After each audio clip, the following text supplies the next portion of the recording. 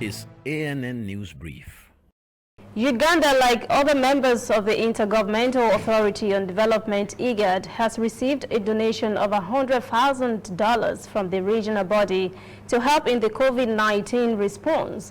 Permanent Secretary in the Ministry of Health, Dr. Diana Atweni, has commended the body for the support. She said this donation will go a long way to help improve the service delivery to patients and the people who are affected by this pandemic. Atweni also noted that the government has released more than 100 persons from quarantine. IGAD representative Lucy Dax-Baker said the donation was a token of solidarity with the Presidential National Task Force that is responding to the pandemic. Meanwhile, Uganda has banned exercising in public as an extra measure towards controlling the spread of coronavirus. President Yoweri Museveni said that Ugandans should exercise at home. The Health Ministry announced on Wednesday that it has confirmed one more case of coronavirus, bringing the total number to 53.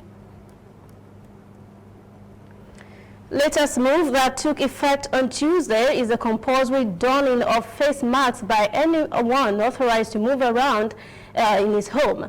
Authorities say the measure was taken in accordance with the high instructions of King Mohammed VI.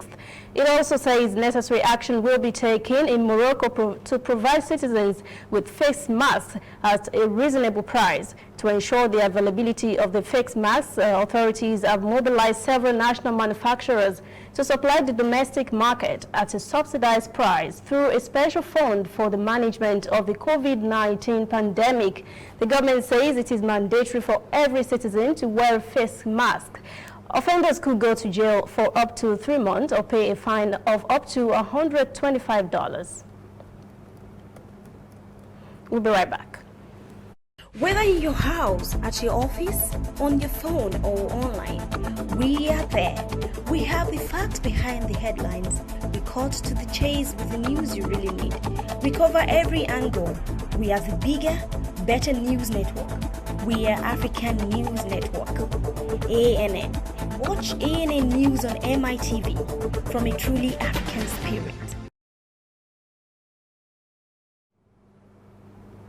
Cameroon says it has secured 2 villages on the Nigerian border where 2 teenagers who had detonated explosives and killed 10 persons. Although the government says the villages have been secured, residents have refused to emerge from their hideouts, claiming the area has been infiltrated by Boko Haram terrorists. The village community official says dozens of villagers have deserted the areas after a Boko Haram suicide bombing took place. The community official claims the terrorists have killed at least 90 Chadian soldiers in nearby Boma Peninsula. He calls on the Cameroon government to protect its citizens by sending troops to border areas that are experiencing a terrorist resurgence. Although no large-scale Boko Haram attack has been reported in Cameroon for 2 months now, the Islamic terrorist group regularly invades territories there for supplies or to kidnap citizens for ransom. That is ANN News Brief at 10. For details on these and other breaking stories, visit our website, annafrica.news. Conversation continues on our social media platforms, Twitter, Instagram, and Facebook at ANN Africa TV. I'm Lucy Adeyemi.